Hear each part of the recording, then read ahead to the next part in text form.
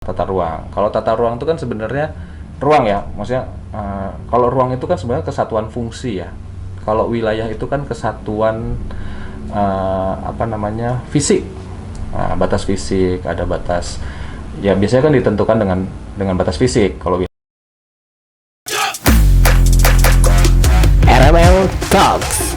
Let's get talks.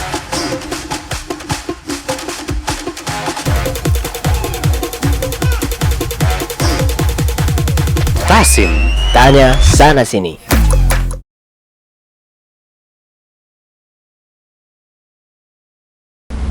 ya, jadi kalau kita bicara masalah aspek lingkungan gitu ya, contohnya misalnya sekarang itu kayak misalnya kita bangun sumber resapan. Dulu kalau mau bangun sumber resapan atau bisa lubang biopori, ya udah di posisi mana aja gitu kan. Kadang-kadang kita terpola.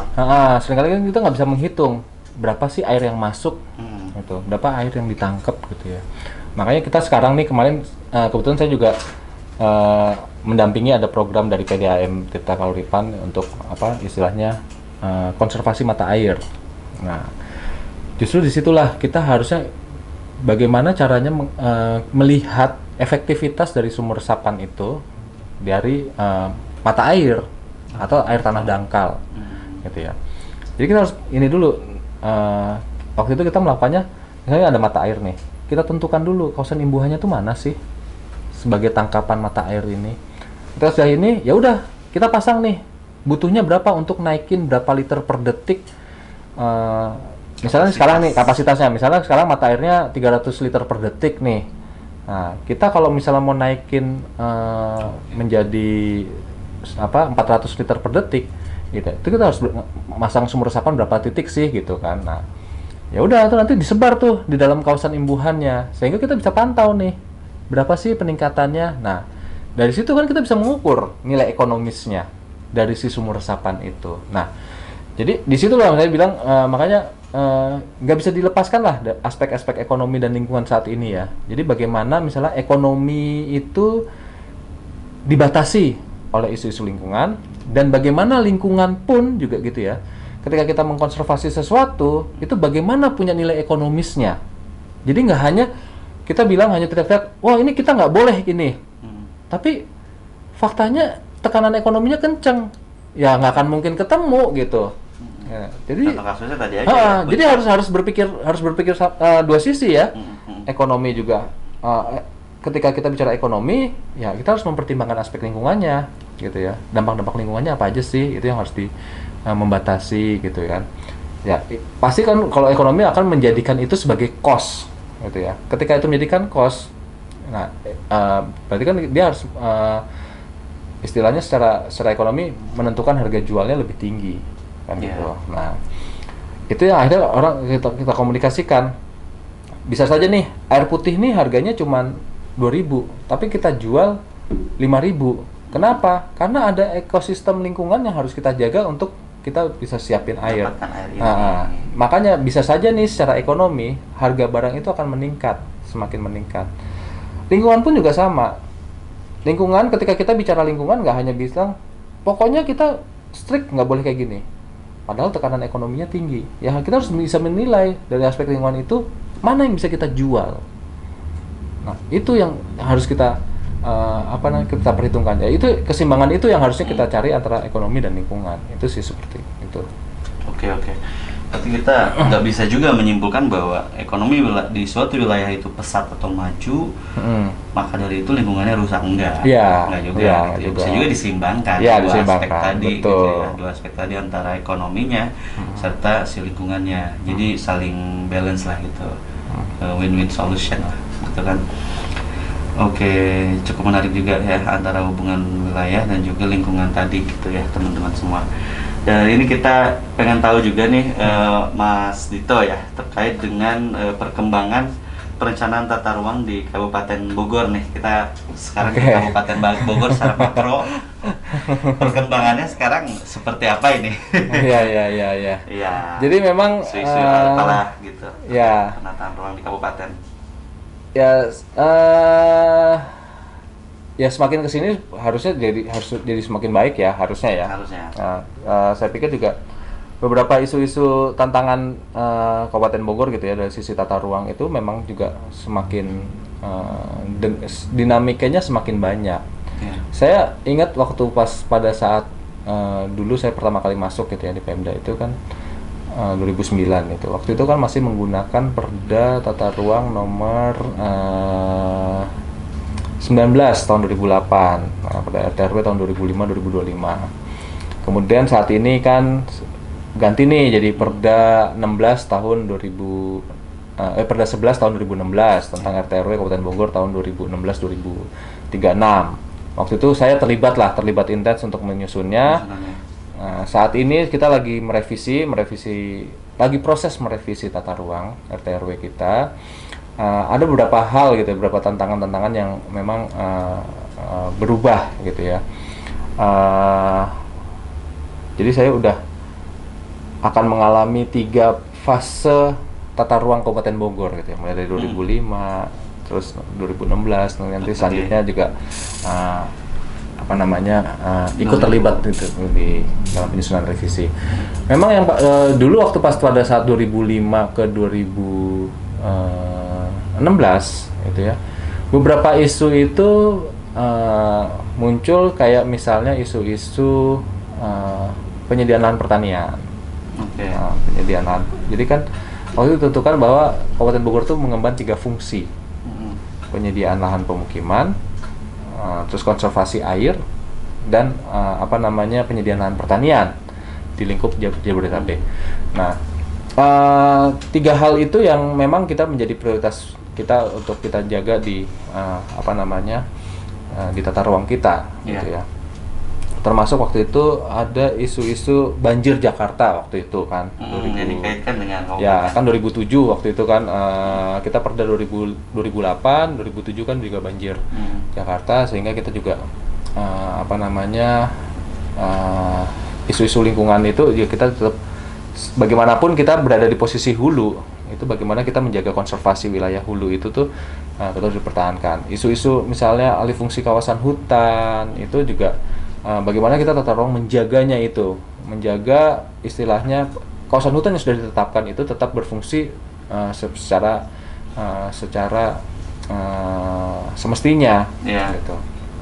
Termasuk juga waktu itu kalau tahun 2016 itu di Perda kita itu yang sangat signifikan itu terkait apa ya? Saya agak lupa lah. Pokoknya sekarang posisi saat ini nih yang banyak berperan itu adalah terkait pertama kaitan masalah penetapan lahan pertanian basah, lahan pangan berkelanjutan LP2B. Ya. Itu menjadi tantangan tersendiri buat kita di Kabupaten Bogor bagaimana mencari nih namanya kan semakin jumlah penduduk semakin banyak nih. Mungkin kalau dulu pada saat penyusunan 2016 mungkin penduduk kita masih cuma 4 jutaan lah, 4 juta sekian. Sekarang sudah mendekati angka 6 juta. Nah, udah penambahan 2 juta sendiri gitu dalam periode kurun waktu 2016 sampai 2021. Kan gitu. Itu ya itu yang harus kita penyediaan perumahan harus kita siapkan, infrastruktur rumah ya. Itu. Tapi sisi lain ada lahan pertanian yang harus kita tetap pertahankan, kan gitu. Terus yang kedua isu-isu terkait masalah rencana-rencana pembangunan, gitu ya. Kan kita kenal ada namanya PSN ya, Proyek Strategis Nasional. Di Kabupaten Bogor itu juga punya ada beberapa PSN seperti jalan tol, waduk. Terus yang ya itu kan juga kita harus sesuaikan ya. Jadi bagaimanapun ketika ada proyek strategis nasional di situ kan pasti juga ruangnya harus menyesuaikan. Tapi kan kita juga satu sisi juga harus kita lihat yang sesuai apa sih gitu di yang terlintasin itu. Termasuk juga pengembangan kawasan-kawasan baru. Kayak mungkin pernah dengar juga kan KEK muncul namanya KEK, kawasan ekonomi khusus di Lido. Terus mungkin Gombong ya. Terus juga gini, tren kalau dulu kan mungkin waktu pada saat 2007 Perda 2008 itu tuh kan pasca terjadinya krisis moneter gitu ya. Nah, waktu itu mungkin yang berkembang pesat itu bukan pemukiman-pemukiman skala besar, tapi pemukiman-pemukiman skala kecil. Nah, sekarang ini kembali lagi di waktu sebelum Krismon gitu ya, pemukiman skala besar itu mulai bergeliat lagi gitu ya, sehingga mulai mulai berkembang untuk menyediakan perumahan-perumahan di wilayah Kabupaten Bogor. Ya kita nggak akan bisa ini juga ya, mengabaikan fungsi kita sebagai penunjang ibu kota gitu, walaupun ibu kotanya mau pindah ya.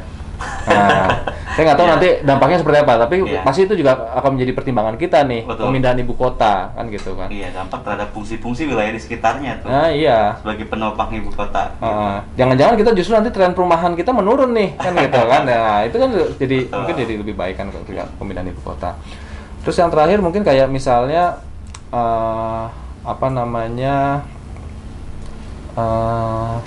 waduk, ada rencana waduk, dan ini respon terhadap bencana. Itu, kan berapa tahun terakhir ini kan tren bencana di Kabupaten Bogor kan semakin meningkat ya. Iya. Semakin meningkat mulai dari banjir bandang, terus longsor gitu ya. Jadi ada 3 jenis bencana yang paling dominan lah di kita tuh ya. Angin puting beliung, longsor, sama banjir bandang. Nah, itu tiga hal ini yang memang juga kita juga perlu lihat nih, mana sih potensi daerah-daerah yang beresiko rawan bencana yang kita harus kita tahan gitu perkembangannya. Satu lagi kaitan pemekaran wilayah. Nah, kan isu-isu kalau isu Bogor Barat sudah lama lah ya. Sekarang itu juga pemekaran Bogor Timur. Nah, dalam artian gini, tata ruang kita juga nggak bicara pokoknya ini udah main pisah gitu, ini Bogor Barat enggak. Tetap sebagai kesatuan Kabupaten Bogor, tapi kan kita juga tetap prediksi nih, mana yang calon ibu kota yang kita ini mulai agak panas juga ya. Iya. Pembicaraan kita udah mulai hot ya. Apa namanya? Semakin hot emang ini, makin seru ya kan. Aduh, pantengin terus ya. Jadi kalau ibu kota pemekaran itu kan kita harus tetap mempersiapkan ya calon ibu kota. Karena kan itu menjadi pusat-pusat baru. Nah, itu yang kita tetap menjadi perhitungkan juga dalam penyusunan tata ruang. Itu. Oke. Jadi itu jadi pertimbangan juga ya untuk isu-isu pemekaran tadi. Iya. Karena tadi secara makro keseluruhan kabupaten, tapi sudah dipertimbangkan lah gitu ya, untuk pusat-pusat pertumbuhannya. Dan juga di wilayah perbatasan nih, kan kita ketahui ya, Kabupaten Bogor ini sangat luas ya, Mas ya. Perbatasan dengan Depok, Bogor ya, terus juga sekitarnya ya, Cianjur, Banten. Itu untuk wilayah-wilayah perbatasan itu apakah ada program khusus nggak sih sebenarnya? Ini saya pengen tahu juga sih secara personal ya gitu. Apakah misalkan ada pengembangan di sekitar Tenjo ya, Tenjo Maja, apakah ada seperti itu gitu dari aspek transportasi maupun pengembangan wilayah tadi gitu ya? Ada nggak sih sebenarnya? Mungkin kayaknya kita perlu bikin kuis kali ya. Ada yang bisa nebak nggak? Kabupaten Bogor itu berbatasan sama berapa kota gitu? Ayo. Awalnya ada kuis nih. Gitu ya. Awalnya ada kuis. Mungkin kita ada segmen lain. Nanti biar ini aja ya, saya nggak usah nyebutin ada berapa ini ya, nanti biar ditanyakan aja ya gitu ya, apa bisa nebak, gitu kan ya, nanti ada berapa kabupaten kota yang berbatasan sama Kabupaten Bogor. Nah, karena kita banyak banget nih, karena kita seringkali banyak banget, banyak, jadi makanya, tapi saya nggak mau ngasih bocoran ya nanti pokoknya. Jangan. Tapi emang isu-isu perbatasan jadi ini ya, jadi apa namanya, jadi isu yang paling jadi perhatian kan? Nah, karena salah satu persyaratan kan juga harus ada ini ya, harus ada kesepakatan, berita acara kesepakatan dengan sinkronisasi dengan perbatasan. Kenapa itu harus dilakukan? Karena gini, apalagi konteks kita Jabodetabek, kita sering menghadapi seperti ini. Kita nih Kabupaten Bogor dengan Depok. Nah, perbatasan Bogor dengan Depok. Depok itu kan menganggap perbatasan dengan Kabupaten Bogor itu kan pintu belakang. Tapi kan kita menganggapnya kalau dengan Depok itu pintu depan nih. Istilahnya emasnya di situ nih. Makanya kita taruh intensitas paling tingginya di situ. Tapi buat Depok, tar dulu nih, ini halaman belakang kita nih kan di sini kan gitu. Nanti kita taruh yang hijau-hijau nih di belakang. Kan gitu. Seringkali jadi seperti itu. Bahkan case kita dengan Sukabumi misalnya. Sukabumi ya. Di wilayah kita kan di berbatasan dengan Cigombong itu, sebelah selatan. Itu kan buat kita ini areal pertanian kita gitu. Terus buat Sukabumi ini kan itu depan kita, makanya ditaruhlah industri di sana. Ya kita juga nggak bisa salahin kayak gitu kan. Nah itulah kenapa dengan perbatasan itu juga harus ini ya, harus saling ngobrol gitu ya, saling ngobrol, karena jadi biar kita sinkron. Terutama terkait masalah perencanaan jaringan jalan. Jadi kayak misalnya dengan perbatasan itu memang kita harus perlu kita sinkronkan dalam tata ruang itu ya, karena ya itu pertama dari aspek itu ya. Pertama kita kalau daerah seperti kayak kita ya punya kutub di Jakarta itu ya, pasti buat daerah yang mendekati Jakarta tuh pintu belakangnya. Ya itu nggak bisa pungkiri. Termasuk juga gini ya, ketika kita mau ada rencana pembangunan infrastruktur. Kalau kita jadi nggak bisa merencanakan infrastruktur terputus atau transportasi lah, makanya dikit transportasi kan dikenal dengan seamless transportation, nggak kenal batas namanya transportasi itu. Kita nggak bisa menghalangi orang berpindah. Betul. Termasuk juga pelayanan publik, gitu ya. Itulah misalnya gini, terutama untuk yang tinggal di perbatasan, kita nggak bisa membatasi misalnya nih orang Ciomas nih nggak boleh sekolah di mana ya perbatasan kota Bogor, Sindang Barang. Sindang Barang kan nggak boleh, kan nggak bisa dibatasi, nggak bisa begitu. Nah, namanya membatasi pergerakan orang. Nggak bisa membatasi pergerakan orang. Nah itu orang kenapa? kabupaten nggak boleh. Ya. Sekolah di kota nggak boleh itu. Nggak bisa seperti itu. Ya itu makanya harus disinkronkan. Jadi isu-isu istilahnya gini, kenapa sinkronisasi itu diperlukan supaya ya permasalahan-permasalahan itu tuh dicari solusinya gitu, jadi penanganannya seperti apa sih, termasuk gitu gini, kita juga memang punya buat luas wilayah yang sangat luas ya, mungkin kayak kita dan kita juga punya beragam isu-isu perbatasan. Mungkin kayak kita dengan daerah selatan itu mungkin nggak terlalu banyak lah masalahnya, paling hanya di jalan utama seperti Jalan Raya Puncak ataupun di Jalan Raya Sukabumi. Tapi kan mayoritas itu kan kawasan hutan. Hampir minim permasalahan. Ya. Tapi dengan utara, ya itu hampir semuanya kan kawasan perkotaan. Kita nih misalnya Cibinong dengan Depok itu kan hampir nggak kelihatan batasnya. Kita dengan gitu, Gapura pun hanya di pinggir jalan. Tapi kan kita nggak tahu kalau misalnya yang di kawasan-kawasan sekitar ininya kan hampir nggak ada batas gitu. Kita dengan Tangsel, kita misalnya dengan Bekasi itu hampir nggak ada batas. Termasuk juga dan kalaupun yang ada permasalahan dengan sungai, itu juga seringkali juga misalnya udah ada sungainya nih, dipisahkan oleh sungai, belum tentu nggak ada masalah juga, karena sungai itu juga bisa berubah ternyata. Betul, itu juga yang saya pelajari ya. Alur sungai itu kayak gitu alur sungai gitu aja terus. Kenapa enggak? Sungai itu bisa berubah alur. Sungai itu berubah dinamis. Bisa berubah alur sehingga yang tadinya nih kita kira batasnya itu adalah sungai ini, ternyata sungainya udah di sini. Berubah. Nah, itu yang kadang-kadang kita juga sering harus saya nggak tahu. Jadi ketika alam itu dinamis, harusnya secara aturan sebenarnya batas itu fix. Kalau batas mah fix dong. Batasnya fix. Tapi apakah harusnya bisa juga merespon itu si batas itu, dinamika yang terjadi secara fisik. Iya, kita kan ikutnya batas fisik awalnya. Betul. Fisiknya berubah tuh tetap nih. Gitu. Nah, itu harus bisa menyesuaikan juga. Nah, itu di situ tantangannya. Tapi itu juga nggak mudah. Kan butuh kesepakatan. Nggak hanya kesepakatan dua daerah, tapi juga persetujuan di provinsi, di nasional. Nah, nasional memang ngurusinnya cuma Kabupaten Bogor doang. Kan enggak semuanya. Nah, itulah dinamikanya. Itu yang harus kita bisa. Itu yang saya bilang tadi mungkin di awal gitu ya. Jadi perencanaan itu bisa saja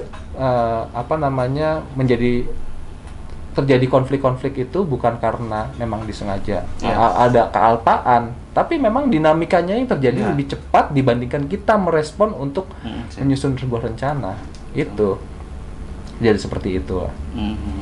Oke, ya makanya kan tadi dengan banyaknya lokasi atau wilayah-wilayah yang berbatasan dengan Kabupaten Bogor, pastinya ya itu tadi ya, adanya dinamika, adanya permasalahan gitu kan. Ibaratnya kita bertetangga nih, gitu kan, piring kan nggak akan mungkin ketruk sama yang lainnya kan, pasti sama yang dekatnya juga. Betul. Ibaratnya konsepsi bertetangga lah gitu. Ternyata banyak ya dinamikanya ya, ada yang dari unsur perkotaan, banyaknya di unsur-unsur perkotaan sih gitu ya.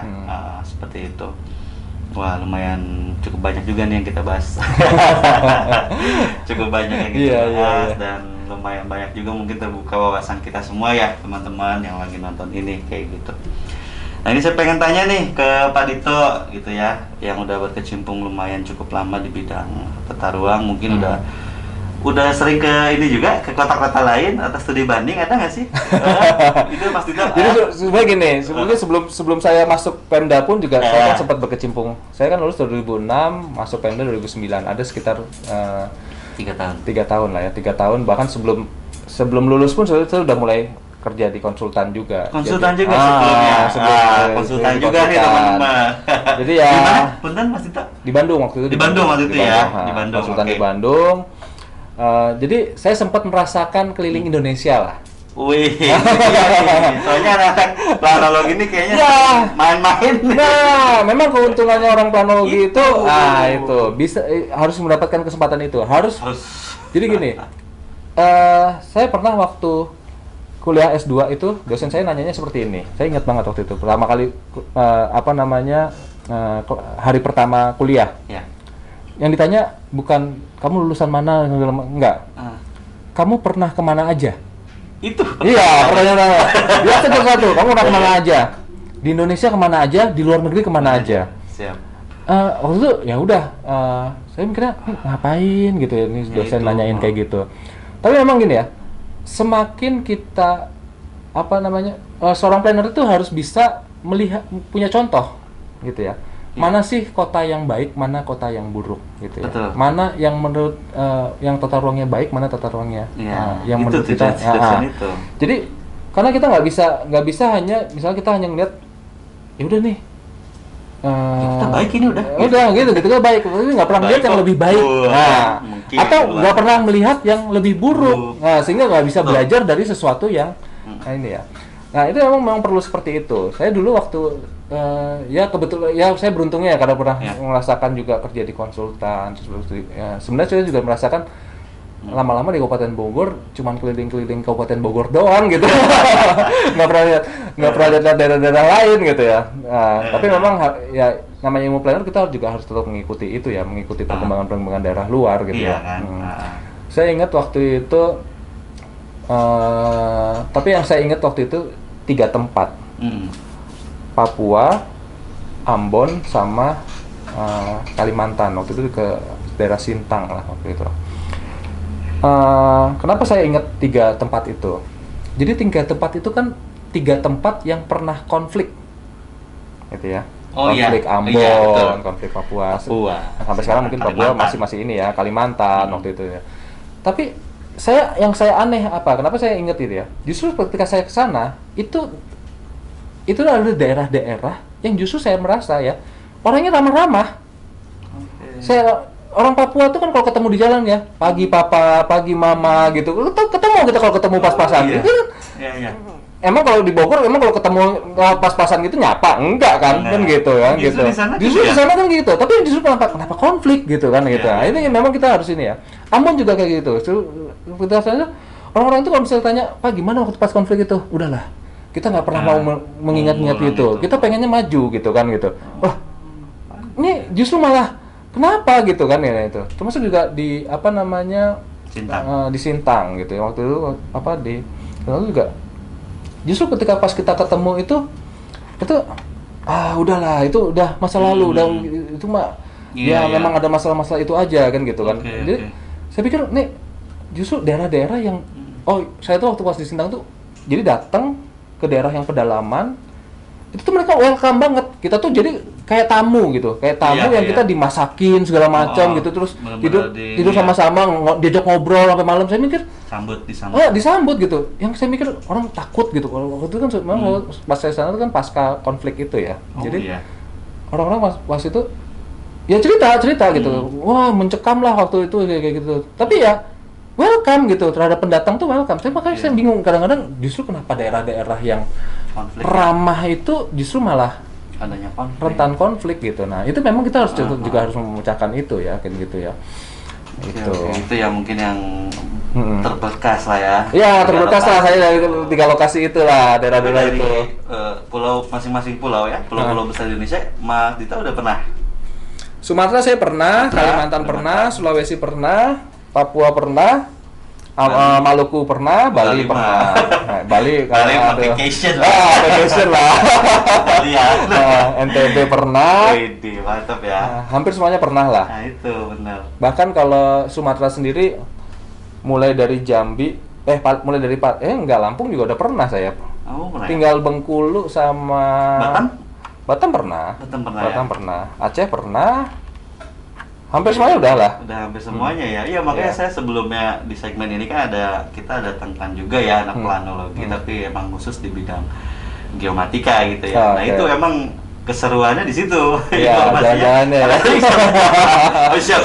Betul. Iya, gitu. Memang enaknya gitu. Iya. Saya waktu itu pernah juga waktu pas masih di konsultan daftar ke bank ya. Jadi waktu wawancara di banknya itu ditanya kan, kamu kerja di mana sebelumnya? Kerja di konsultan. Loh, konsultan tuh ngapain? Ya saya kesini gitu kan. Loh, enak dong. Kamu ngapain daftar ke bank? Bener juga ya, saya mikir gitu. Ngapain juga daftar ke bank ya gitu. Mungkin disitulah ketika saya mikir-mikir itu, disitulah saya nggak lulus gitu ya. Jadi nggak yakin dengan ada para dinamika kayak gitu ya. Sempat melamar ke bank ya gitulah. Namanya fresh graduate kan pengennya gitu ya. Kan mungkin masih dinamis nih.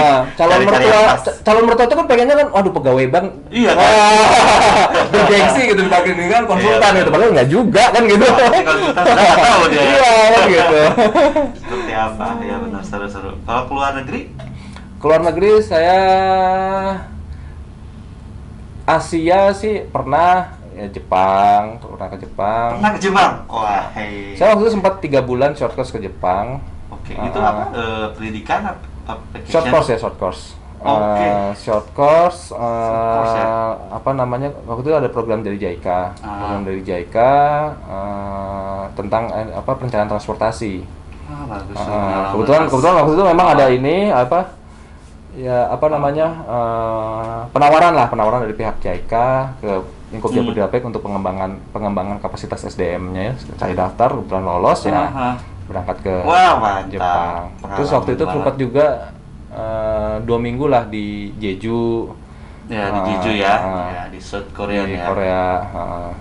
Kalau yang lain-lainnya rata-rata sih jalan-jalan lah. Ya, kalau yang negeri tetangga, sering ya, kalau Singapura, Kuala Lumpur jalan-jalan lah. Iya. Oke, mantap ya, luar biasa. Nah, ini saya pengen tanya nih, di beberapa kota yang udah didatengin tadi di Indonesia, ya, menurut Mas Dito, kota mana nih yang bisa jadi ibaratnya rujukan lah, yang bisa disebut sebagai panduan lah kita gitu ya, bahwa kota itu lumayan bagus, baik gitu ya, yang bisa dicontoh kalau di Indonesia gitu ya. Kalau di luar negeri mungkin mana ya kira-kira itulah. Kalau saya bilang jadi contoh, semua kota itu pasti punya ini ya, cuma punya ciri khas ya, jadi pasti punya ciri khas. Nah, jadi saya nggak bisa membandingin mana yang lebih baik atau mana yang nggak lebih baik. Mungkin saya bisa bilang ini aja ya, kota yang paling berkesan mungkin ya. Boleh. Kota yang paling berkesan ya. Saya dulu berkesan pernah waktu itu menginjakan kaki saya berkesan juga itu di Papua. Memang di Papua tuh berkesan. Papua di mana, Mas? Sebentar. Saya pernah ke Jayapura. Jayapura pernah. Itu masuk ke mana namanya itu, Tolikara, terus ke Dekai. Nah, saya waktu itu sangat terkesan sama Dekai waktu itu. Oke, Dekai. Ini di Yahukimo, Kabupaten Yahukimo. Oh, Yahukimo. Yahukimo. Kenal ya. Saya aja kemarin waktu kelas bilang ada teman kabupaten, aduh, gue lagi ini nih, lagi survei ke Malaka. Saya bilang, hari gini udah jalan-jalan keluar negeri aja. Enggak, ini Malaka, NTT. Lah, saya bilang Ada ya Mata Malaka. Saya juga baru tahu gitu. Ternyata banyak, banyak lah kalau kita mau mengunjungi daerah-daerah itu juga pasti banyak. Oke, berarti yang Yaukimo itu ya terkesan ya? Terkesan lah saya ke sana. Kenapa? Itu kan satu kota yang dibangun, kota baru yang dibangun ya. Dan dia itu satu-satunya kota di pegunungan Jayawijaya yang bisa diakses kapal masuk.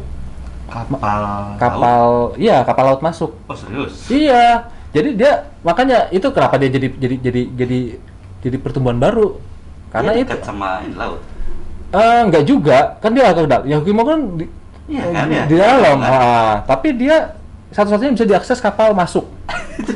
saya juga nggak tahu ya ukuran kapalnya segitu apa ini ya. Tapi waktu itu saya ingat waktu saya ke sana itu saking belum ada apa-apanya ya. Jadi tiba-tiba kita karena waktu itu masih nunggu pesawat kan, pesawat sana kan kadang-kadang seminggu sekali gitu.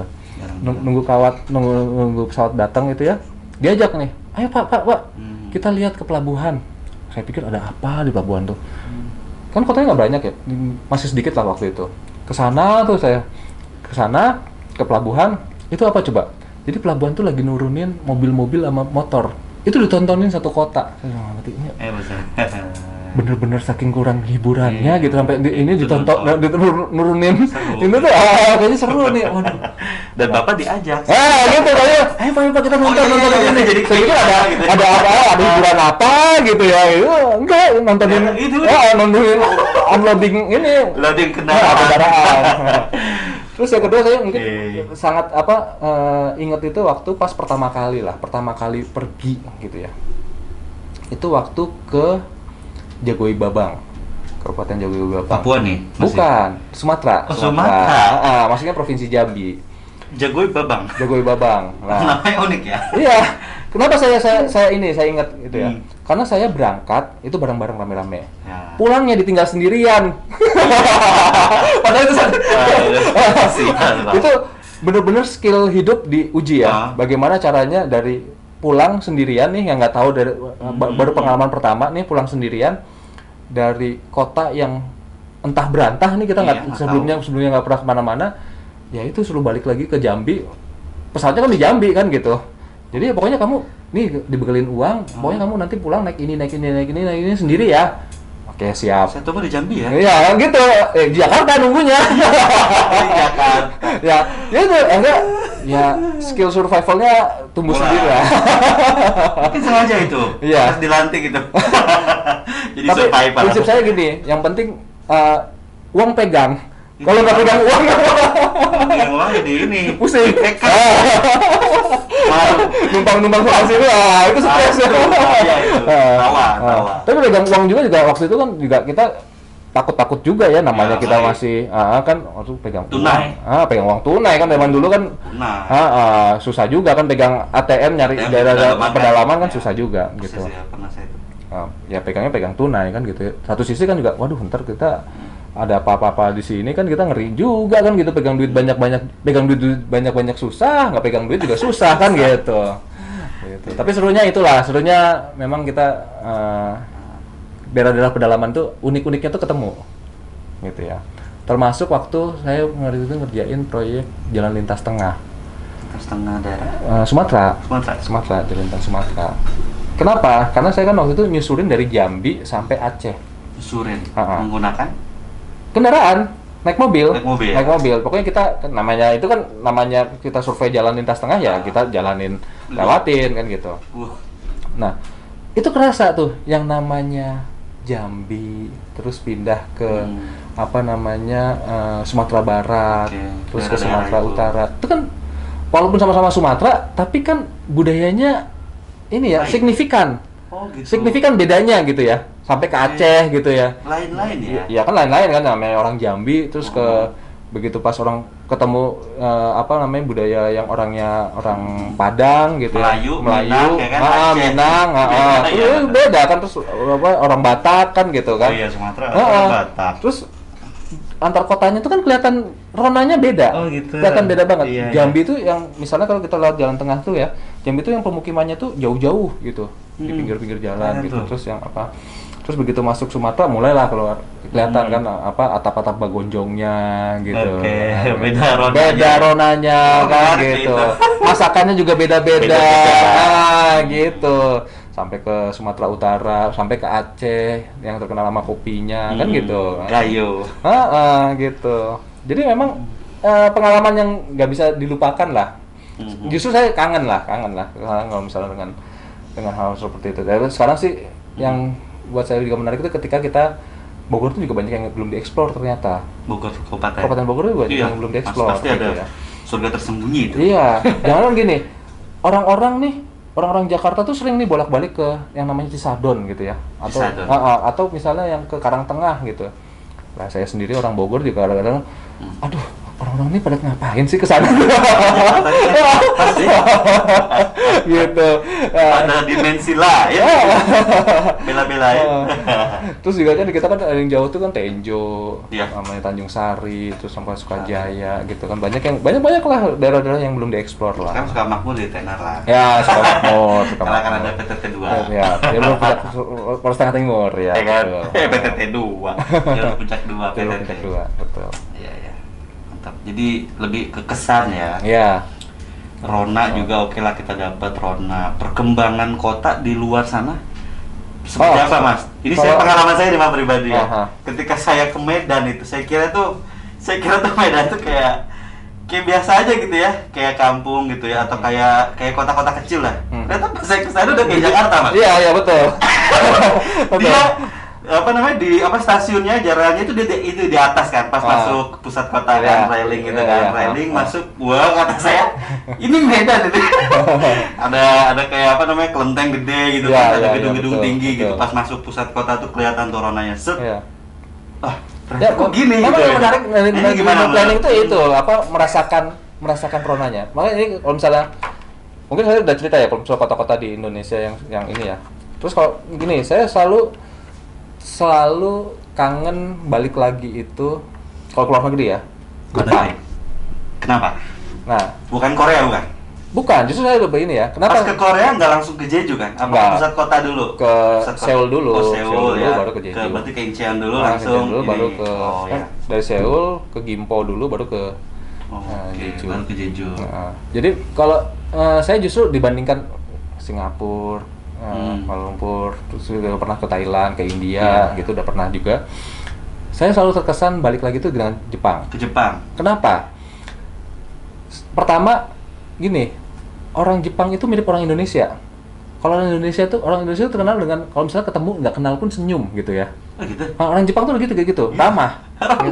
Ramah. Jadi sama tamu tuh ramah gitu ya. Jadi kita tuh nggak berasa kayak di rumah di rumah sendiri. Nah, nggak kayak di luar rumah gitu. Jadi kayak di rumah sendiri gitu. Jadi dan apa ya? Jadi dan kita tuh kalau di sana itu kemana-mana gampang.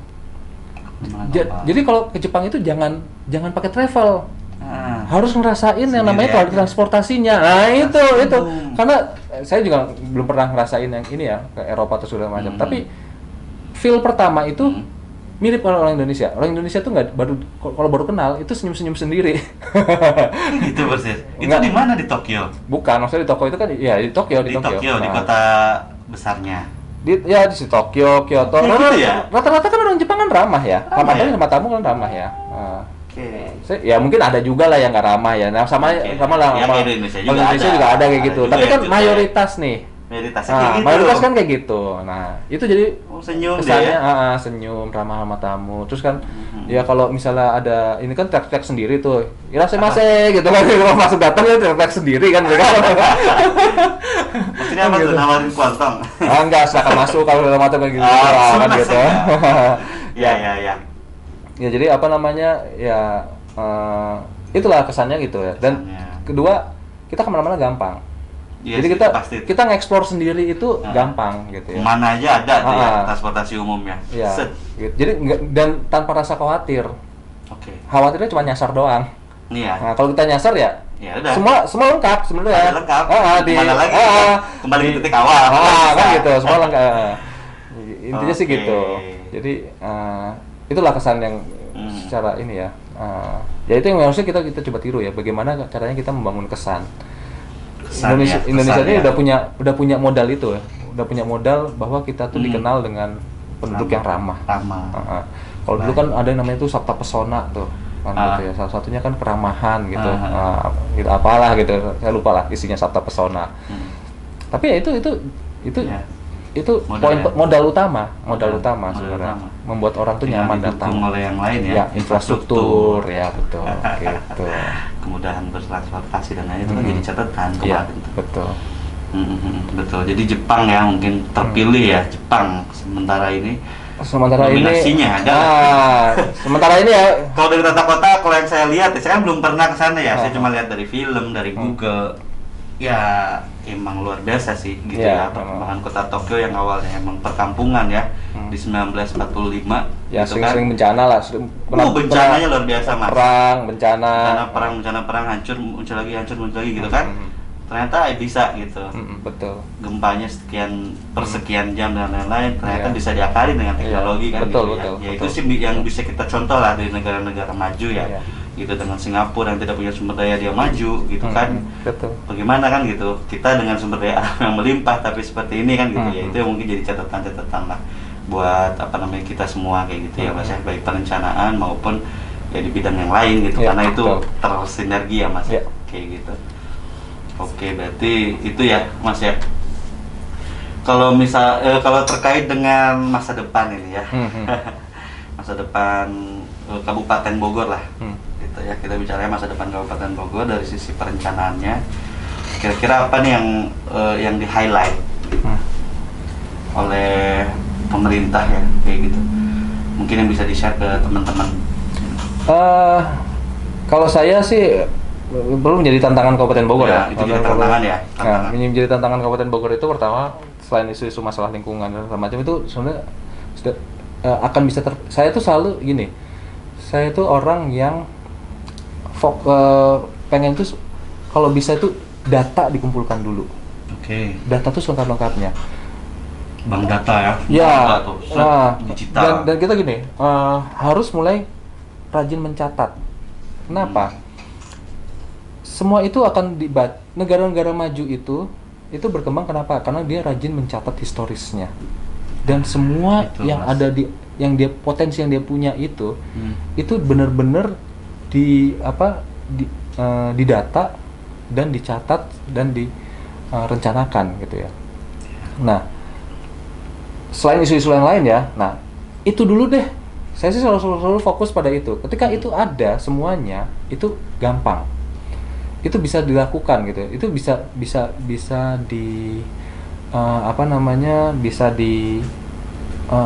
diproses gitu ya. Proses perencanaan itu bisa diproses.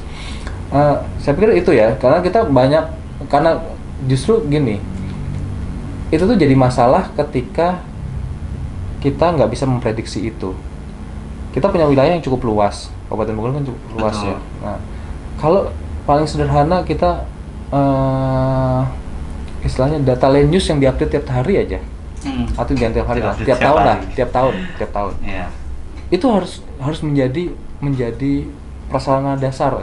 Istilahnya jadi yang harus wajib dipenuhi gitu. Kenapa? Karena kita nggak mungkin nih mendata satu-satu. Dan dan yang kedua harus bisa memanfaatkan teknologi. Kita harus mulai berubah nih, Transportasi udah mulai nih dengan transportasi online. Terus komunikasi, kita sudah mulai ini. Sekarang rapat-rapat sudah pakai Zoom meeting, kan gitu ya. Jarak sudah mulai semakin dekat dengan adanya teknologi. Pemerintah juga harus seperti itu. Pemerintah juga harus bisa beradaptasi dengan teknologi. Nah, inilah generasi ini yang harusnya memang mulai masuk di tataran pemerintahan. Karena gini, dulu saya pertama kali masuk, ngapain sih ke pemerintahan gitu? Paling juga nanti masuk kantor baca koran kan gitu. Dulu ada. Kesannya kan seperti itu. Santai, ya kan? Selalu santai. Terus juga apa sih nggak ada kerjaan gitu. Betul. Ya. Itu harus dirubah itu. Harus dirubah. Jadi mungkin teman-teman yang tertarik mungkin jadi ASN ya, saya selalu bilang seperti ini. Kondisi ASN sekarang tuh udah berbeda dengan zaman dulu, gitu ya. Pertama, kita sudah semakin dijamin gitu ya secara pendapatan gitu ya. Iya. Jadi kalau udah berbeda jauh lah kondisi ASN dulu sama sekarang ya. Kalau ya apa namanya, pertama saya selalu bilang nih kalau misal CPNS masuk gitu ya. Jadi teman-teman ini beruntung terpilih gitu ya, maksudnya dipercaya masuk seleksi itu. Dan sekarang kondisinya berbeda jauh. Jadi jangan sampai nih masih dengan paradigma lama, harus dengan paradigma baru gitu loh. Karena ASN-nya udah berubah gitu, pemerintahnya udah berubah dan kita nggak bisa lagi nih dengan gaya-gaya lama. Kalau dulu kan saya pertama masuk gini ya, data tuh susah, orang tuh datang ikutin masing-masing. Ketika orangnya pindah, datanya ikut pindah. Iya. Sekarang kan nggak bisa kayak gitu lagi gitu, nggak bisa kayak gitu lagi. Data itu harus disimpan dalam sebuah manajemen database yang baik gitu. Sekarang mungkin secara kalau mudahnya ya Google Drive lah, kan Google Drive ya udah kita bikin Google Drive bidang atau bikin Google Drive apa. Nanti kalau kita pindah ya udah datanya kan semua di situ. Dan sekarang gini, dan saya selalu nggak suka misalnya gini, orang tuh ngekip data, ngapain sih? Emang dikip gitu jadi duit? Enggak kan? Gitu. Justru ketika kita sharing data itu akan berkembang dan akan berpotensi. Semakin berpotensi, semakin berpeluang. Gitu ya. Berpeluang yang enggak, mungkin bukan buat ini kesejahteraan kita gitu ya, tapi kan buat kepentingan. Ya, saya selalu berpikir gini, jangan berpikiran dengan profit deh. Ketika kita masuk Pemda itu berpikirannya benefit. Apa yang bisa kita dapatkan? Bisa mempunyai nilai manfaat gitu ya. Ya itu paradigma itu yang harusnya dirubah ya gitu ya. Makanya saya selalu bilang, dan sekarang pun juga mungkin kalau kayak dulu ya, istilahnya kalau jadi PNS itu tuh gajinya kecil gitu ya. Ya terus segala semacam dibatasin gitu. Sekarang kan enggak, semua kesejahteraannya dijamin. BPJS ada, dapat segala macam. Makanya jadi nggak bisa lagi tuh yang namanya ASN tuh, aduh kerjanya cuman baca koran, ngopi, data, absen, terus pulang gitu. Saya nggak mau seperti itu gitu ya. Saya selalu mungkin kalau misalnya teman-teman lihat, mungkin saya kalau ke kantor lah, ya mudah-mudahan kalau nggak ada acara sih pasti saya pulang-pulang jam 8 ya gitu. Karena apa? Bukan berarti emang ya cari muka gitu. Enggak. Karena banyak yang harus diselesaikan gitu. Dan saya merasa gini ya. Ketika saya tuh tipikal orang yang kalau misalnya pulang itu tuh pengennya tuh semua tuh nggak bawa kerjaan di rumah. Nah, selesaikan aja. Dan kita tahu ternyata permasalahan di pemerintah tuh banyak gitu yang harus diselesaikan gitu. Iya. Nah itu yang ini mungkin teman-teman yang mungkin juga sering ini mungkin kadang-kadang janjiannya tuh jam 6, kadang-kadang janjian sama teman-teman misal konsultan gitu kadang-kadang. Iya. Ntar ya ketemunya jam 4, kenapa ya jam segininya masih rapat sana rapat sini gitu kan. Tapi memang ya, tapi kita juga nggak semuanya seperti itu kan. Saya masih merasa yakin gitu ya, semakin kita kesini semakin ada jaminan kesejahteraan, terus paradigmanya berubah, saya pikir pasti pemerintahan itu akan semakin membaik gitu ya. Betul, setuju. Dan itu semua transformasi itu lalu jadi. Dan saya selalu berpikir gini, lini depan tuh ada di kabupaten kota. Jadi sekarang ini mungkin kalau orang-orang berkualitas itu saya mengajak sih teman-teman misalnya yang pengen jadi ASN gitu ya, masuklah kabupaten kota. Karena sekarang lini depannya itu kabupaten kota.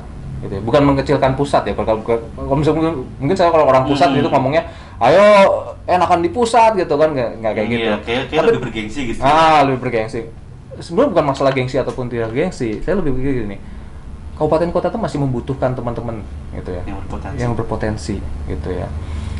Dan lini depannya di sana, lini depannya itu di kepala daerah kabupaten kota gitu, karena otonomi daerah itu mendorong kabupaten kota itu berinovasi atau menyusun kebijakannya masing-masing sesuai dengan kewenangannya gitu. Jadi dan itu perlu orang-orang yang berkualitas gitu, orang-orang yang berkualitas, nah yang tidak dengan paradigma lama gitu. Betul. Ya bagaimanapun ya namanya sebuah organisasi pasti aja ada orang yang mengambil keuntungan di dalam situasi yang ini ya. Selalu mencari celah tuh pasti ada orang yang seperti itu. Tapi ketika kita berkumpul dengan orang-orang yang punya misi yang sama, punya misi yang memang ke depan, saya yakin semuanya itu akan berubah gitu ya. Semua itu akan berubah dan jangan antipati dengan perubahan gitu ya. Seringkali jangan alergi terhadap alergi terhadap ini, jangan alergi terhadap perubahan karena gini, teknologi itu berkembang. Teknologi berkembang. Terus informasi itu juga semakin bervariasi. Kalau kita dengan pola yang sama, kita nggak bisa beradaptasi, kita akan ketinggalan gitu ya. Pemerintah itu akan kalah dengan swasta, bahkan dengan masyarakat saat ini. Iya. Gitu. Betul. Kadang-kadang dianggap kuno nih pemerintahnya, masa kayak gini kan gitu. Masih gini-gini aja, masih pakai istilahnya surat masih dianterin gimana gitu. Iya. Itu harus mulai beradaptasi itu. Satu contoh gini ya. Saya punya contoh waktu itu, kita punya teknologi waktu itu untuk mendata jalan secara elektronik. Itu ketika alat itu mau kita pakai tuh, yang dikhawatirkan apa? Pak, nanti pengawas jalan gimana? Mereka ngapain? Lah, kok antipati terhadap teknologi gitu kan? Loh, ini ada ininya kan, justru kan kita mengefisiensikan. Ya pelan-pelan kita beralihkan dong itu. Bisa jadi operator, kita bina mereka jadi ini. Tapi kan kadang-kadang orang kalau udah nyaman di tempat duduknya, terancam nih. Udah gitu kan. Gitu, jadi dia bisa menyerang. Gitu. Iya. Ya, tapi saya insya Allah percaya sih ya. Maksudnya dengan sistem BKN sekarang ya, penerimaan ASN, dia saringannya emang lumayan cukup ketat ya. Betul. Semakin kesini semakin. Ya mungkin adil lah ya sekarang ya. Ya kalau yang dengan sistem seperti ini gitu menurut saya.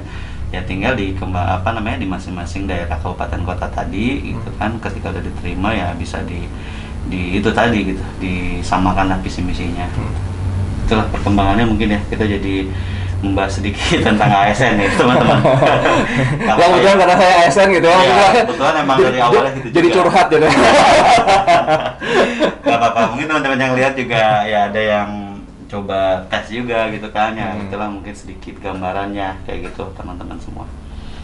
Oke, itu pembicaraan saya dengan Mas Dito ya. Terima kasih banyak ini Mas ya, Dito. Sama-sama Mas Willy. Udah menyempatkan waktunya hadir di podcast spesial kita hari ini ya teman-teman.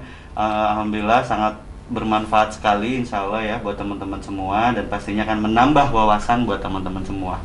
Jangan lupa di like, share, and comment buat teman-teman yang suka dengan video-video seperti ini. Ya, saya dengan Mas Dito undur diri. Terima kasih. Sebelum ditutup ini mau ngucapin selamat Hari Tata Ruang Nasional. Itu dia. Yang keberapa ya? Saya nggak ingat apa. Tapi yang pasti saya mengucapkan lah selamat Hari Tata Ruang Nasional. Semoga semakin banyak nih planner-planner semakin berkualitas, perencana-perencana tata ruang baik di Indonesia maupun di skala dunia gitu ya. Terus semakin berkualitas produk-produk perencanaan kita, sehingga tujuan-tujuan penataan ruang itu bisa dicapai dengan semakin baik lah gitu ya, dan semakin berkualitas. Yang tentunya juga pasti untuk masyarakat. Mungkin itu ya. Terus jangan lupa tadi kuisnya, kalau misalnya ini benar banget teman-teman. Tebak berapa kabupaten kota yang ada di perbatasan dengan Kabupaten Bogor.